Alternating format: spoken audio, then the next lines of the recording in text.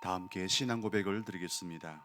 전능하사 천지를 만드신 하나님 아버지를 내가 믿사오며 그 외아들 우리 주 예수 그리스도를 믿사오니 이는 성령으로 잉태하사 동정녀 마리아에게 나시고 본디오 빌라도에게 고난을 받으사 십자가에 못 박혀 죽으시고 장사한 지 사흘 만에 죽은 자 가운데서 다시 살아나시며 하늘에 오르사 전능하신 하나님 우편에 앉아 계시다가 저리로서 산자와 죽은 자를 심판하러 오시리라. 성령을 믿사오며 거룩한 공회와 성도가 서로 교통하는 것과 죄를 사하여 주시는 것과 몸이 다시 사는 것과 영원히 사는 것을 믿사옵나이다. 아멘. 찬송가 545장을 다 함께 부르시겠습니다. 545장 찬송입니다.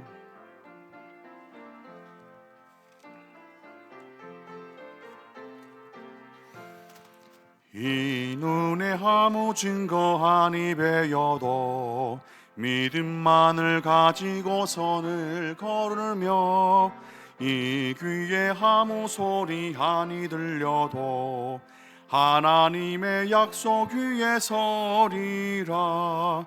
걸어가세 믿음 위에 서서 나가세 나가세 의심 버리고 걸어가세 믿음 위에 서서 눈과 귀에 아무 증거 없어도 이 눈이 보기에는 어떠하든지 이미 얻은 증거대로를 믿으며 이 맘에 의심 없이 살아갈 때에 우리 소원 주 안에서 이루리.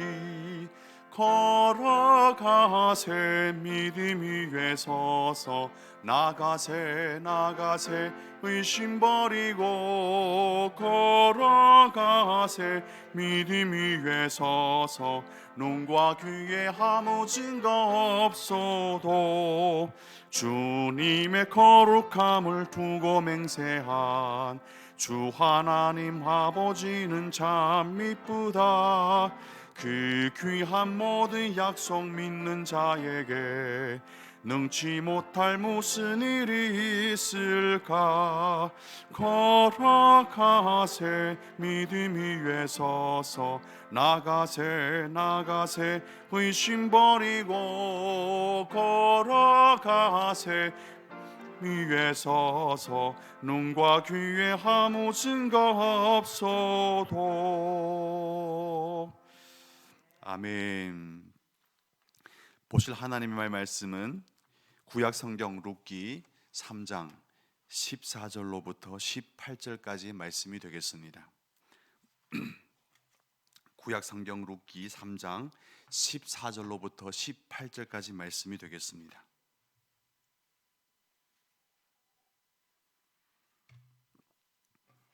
여러분 큐티책의 본문은 4장 6절까지 되겠는데요.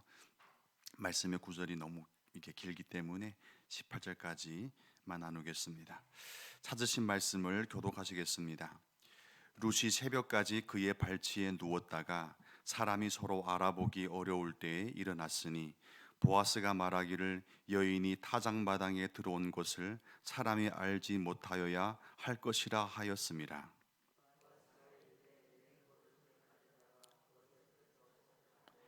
그것을 펴서 잡으니 보리를 6번 되어 룻에게 지워주고 성읍으로 들어가니라. 룻이 시어머니에게 가니 그가 이르되 내 딸아 어떻게 되었느냐 하니 룻이 그 사람이 자기에게 행한 것을 다 알리고 그가 내게 이 보리를 6번 되어주며 이르기를 빈손으로 내 시어머니에게 가지 말라 하더이다 하니라. 합독하시겠습니다. 이에 시어머니가 이르되 내 딸아 이 사건이 어떻게 될지 알기까지 앉아 있으라. 이 사람이 오늘 이 일을 성취하기 전에는 쉬지 아니하리라 하니라. 아멘. 그리고 4장 21절 22절 말씀, 결론부인데요. 두 절의 말씀을 한 목소리로 합독하시겠습니다. 살몬은 보아스를 낳았고 보아스는 오벳을 낳았고 오벳은 이새를 낳고 이새는 다윗을 낳았더라. 아멘. 4장 22절, 21절, 22절 말씀을 보면 그 나았던 주인공은 누구죠? 바로 보아스와 룻이 후손이 이렇다는 말씀입니다. 하나님께 나오실 때 8명의 성도님께서 1,000번째 헌금을 드리셨습니다. 내일까지 4장 본문은 다 끝나게 됩니다.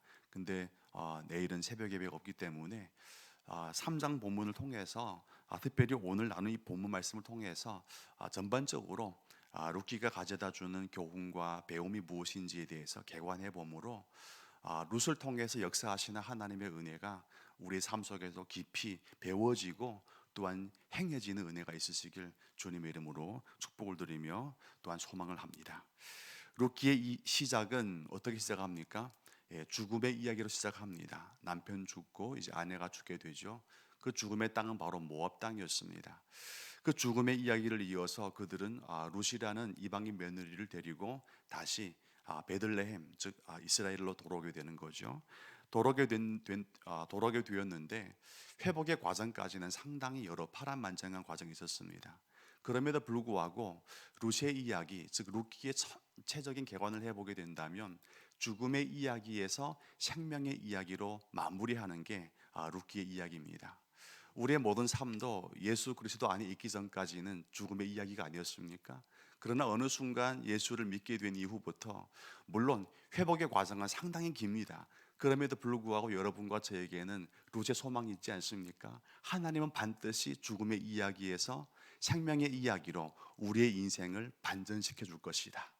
역전의 하나님께서 여러분 오늘 하루 간증할 수 있는 하나님이 될 수 있기를 주님의 이름으로 축복을 드립니다. 나오미 가문에 보면요, 사실 그 가문이 회복될 수 있는 가능성 그렇게 크지 않았습니다. 왜냐하면 이미 가문의 기둥이 되었던 가장 중요했던 남자들이 없었거든요. 그것은 무엇을 의미합니까? 나오미 가문이 뿌리까지 흔들렸다는 것이죠. 뿌리가 흔들린 나무가 다시 한번 척박한 상황 속에서 깊은 뿌리를 내리고 무성하게 성장하는 것은 그렇게 가능성이 높지 않습니다. 누군가 돕지 않는다면 말씀입니다.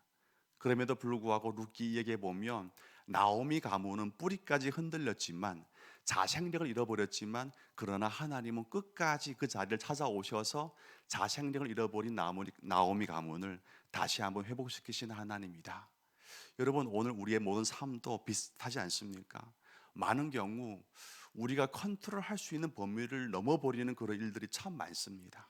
자녀의 문제, 생명의 문제, 건강의 문제, 경제적인 문제, 사업의 문제, 국제적인 문제, 전쟁의 문제. 이미 우리 한 사람이 어떤 통제력을 벗어나 버린 일들이 우리 주변엔 참 많이 발생하고 있는 거죠. 그러나 절망하지 마십시오. 우리가 흔들린 것이지 하나님이 흔들린 게 아니거든요. 우리는 그 흔들림 속에서 절망을 느끼지만 그러나 하나님은 흔들림 없기 때문에 그분이 흔들리지 않는다면 여러분과 저도 그 반석의 은혜 안에서 반드시 다시 회복되어지는 경험을 가지게 될 줄로 믿으시길 바랍니다. 우리의 한 해의 표어는 무엇입니까? 주여 이제는 회복하여 주시옵소서. 주님 우리한테는 회복할 수 있는 그 회복력이 없지만 그러나 하나님이 도우심으로 에베네셀의 은혜 가운데 우리는 반드시 회복할 것입니다.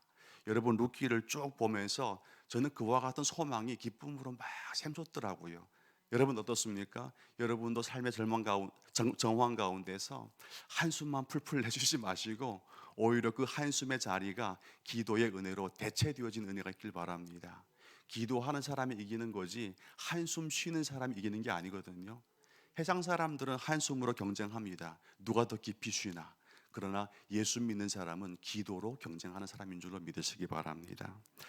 여러분 나오미 가정의 절망은 하나님께서 대신 회복시켜 주십니다. 룻기 1장에 보면 참 참혹했죠. 그럼에도 불구하고 룻기의 1장은요 끝이 아니라 시작일 뿐입니다. 그리고 2장이 있고 3장이 있고 4장에 반전이 있는 것이죠. 4장에 보니까 나오미의 가문에서 룻을 통해 가지고 누가 나옵니까? 그 위대했던 다윗 왕이 태어나게 돼요. 그리고 마태복음의 족보에 보면 다윗을 통해서 또 어떤 분이 오시죠? 바로 예수 그리스도가 오게 되는 거예요. 여러분, 여러분의 가문 나의 모든 시선과 안목으로는 이제는 끝났다, 끝장이다, 더 이상 바라볼 게 없다. 그것은 내 판단이지 하나님의 섭리는 아닙니다. 나는 한시적을 보지만 하나님은 영원을 보시는 분이십니다. 여러분, 내 때에 실패했다고 다음 때에 실패하라는 법은 없거든요. 하나님의 은혜에 있다면 저주는 끊어질 것이고, 항상 그분의 은혜 안에서 여러분 천대까지 하나님의 복된 사람이 무엇이 복인 줄로 증명해낼 줄 믿으시기 바랍니다. 상식적으로 회복이라는 주제가 회복이라는 주제가 룻기의 주제인데요. 그러나 상식적으로 여러분, 회복하게 되면 우리 가문의 회복, 사업의 회복, 뭐 여러 가지 회복이 있겠죠. 나라의 회복, 뭐 국토의 회복. 회복이라는 주제를 다룰 때 회복이라는 이 주제를 이끌어 나가기 위해서는 리더십이 필요한데, 누군가의 어떤 힘이 필요한데, 여러분 상식적으로 생각할 때 그 회복의 주제를 이끌어 나가는 그 리더십은 어떠한 모습입니까? 제가 생각해 보니까 적어도 제가 생각하는 회복이란 주제를 위해서 힘써 줘야 할 사람은요, 룻은 아니었어요. 여러분의 상식 속에 룻은 여러분의 삶 가운데 반갑게 받아들일 수 있는 회복을 위한 중심 인물이 될 수 있습니까?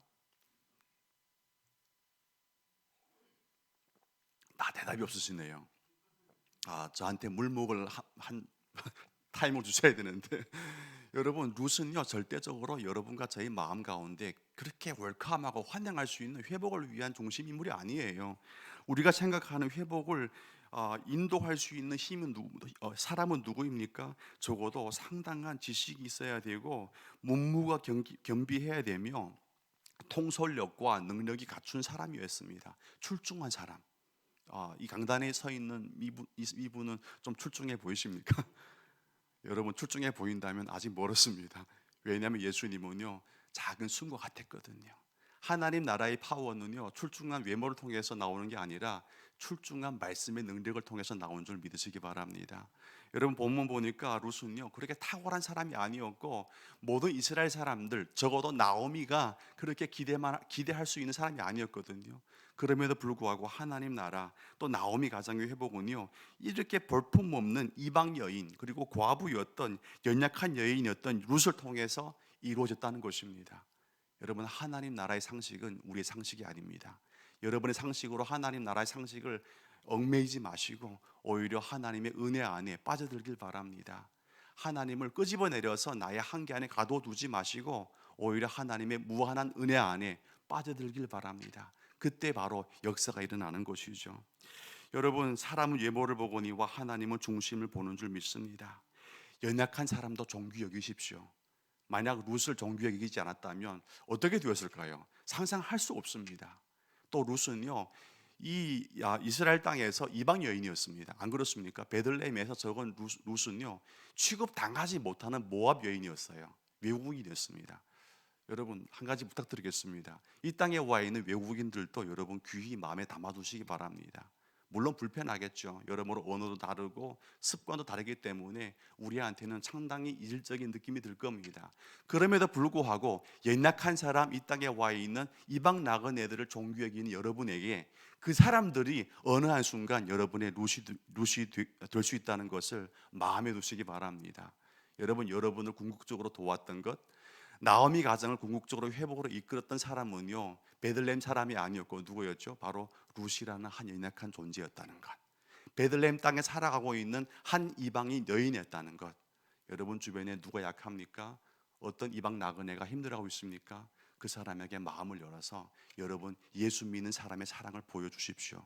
그 사랑이 여러분에게 다시 돌아와서 3장 한번 볼까요? 3장 3장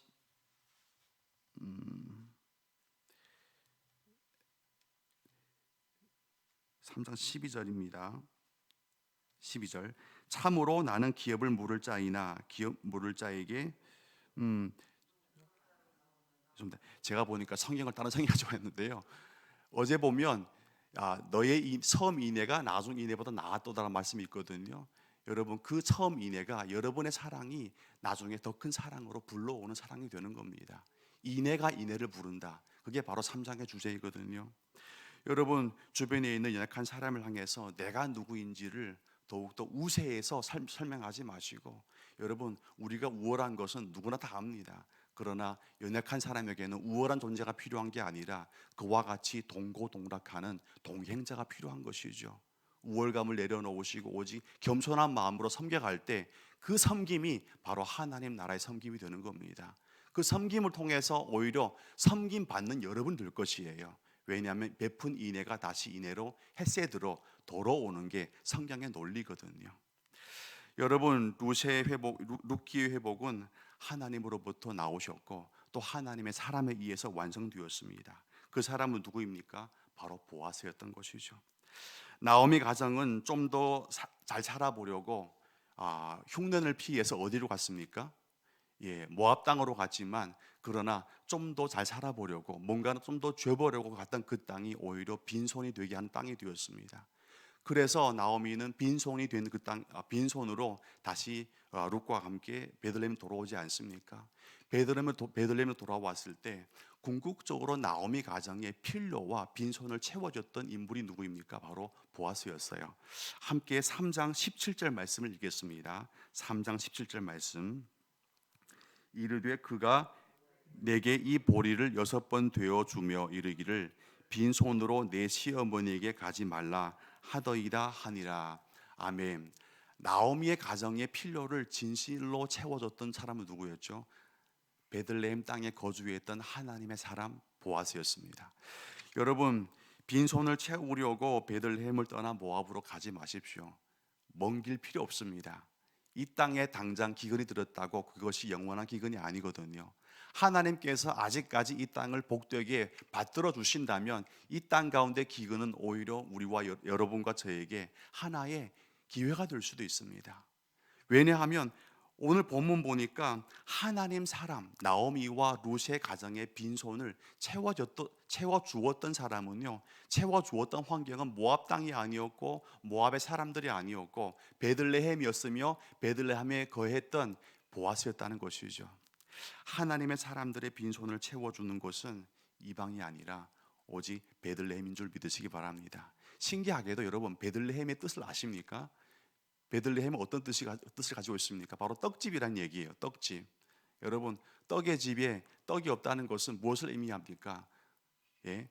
떡의 집에 떡이 없다는 것은 더욱더 하나님 앞에 납작 엎드려서 은혜를 구하라는 뜻이죠. 왜냐하면 하나님이 있기에 그 땅이 베틀레헴, 즉 떡집이 되었던 것이지, 하나님이 그 땅 가운데 잠시 머물러 있지 않게 된다면 어떻게 될까요? 흉년이 들게 되는 것이죠. 여러분, 항상 광야에서는요, 우리 보고 원망하고 피하라는 곳이 아니라 광야는요, 항상 그곳에서 하나님의 말씀을 더 경청하는 곳입니다. 18절 말씀을 함께 읽겠습니다. 이에 시어머니가 이르되 내 딸아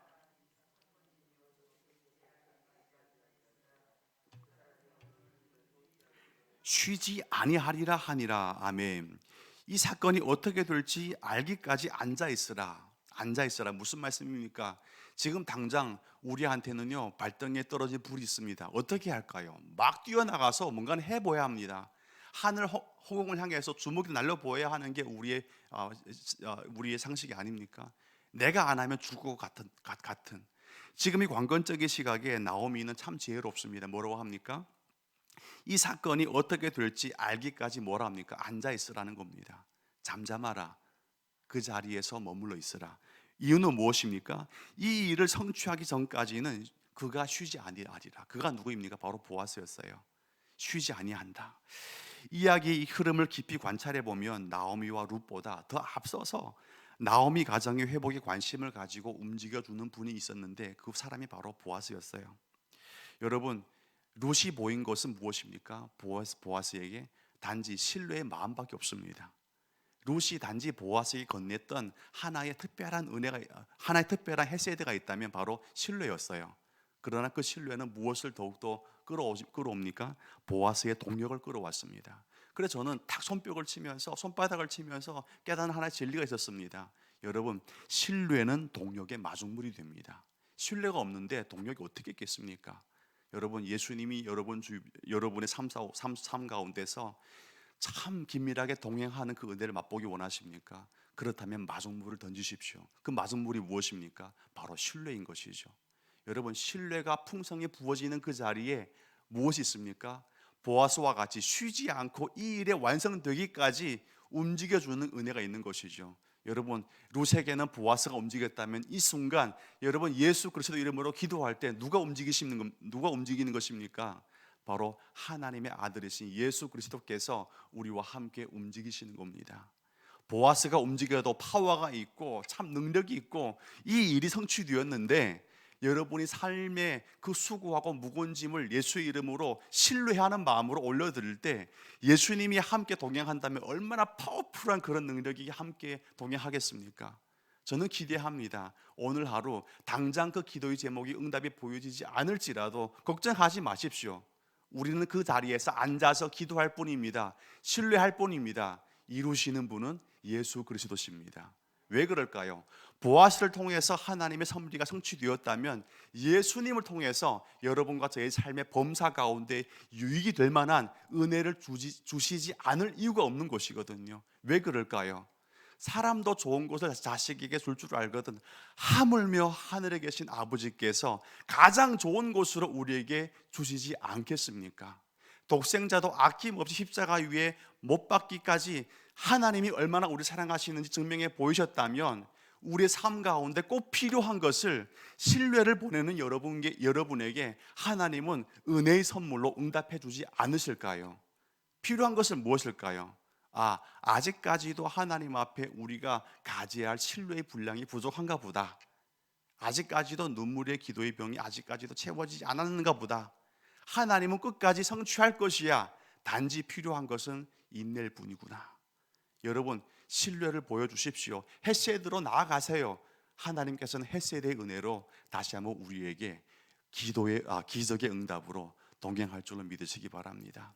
오늘 본문 보니까 3장 이후부터는요 급반전입니다. 막 급해가지고 막 급행이 붙어가지고 그 급이야 나오미 가정에 일어날 수 없는 일이 발생합니다. 무슨 일이죠? 보아스와 결혼을 해가지고 룻에게 누가 태어납니까? 다윗이 태어나게 되는 거예요. 여러분, 기도는요 오랜 시간이지만 그러나 응답은요 순식간입니다. 저를 보니까 결혼하기 전에는 어떤 사람과 결혼할 건가 한 몇 년 동안 궁금했던 것 같아요. 기도 많이 했습니다. 그런데 이루어지려니까 순식간에 딱 나타나가지고 바로 해가지고 결혼하게 되더라고요. 기도는요 참 예측할 수 없기 때문에 답답합니다.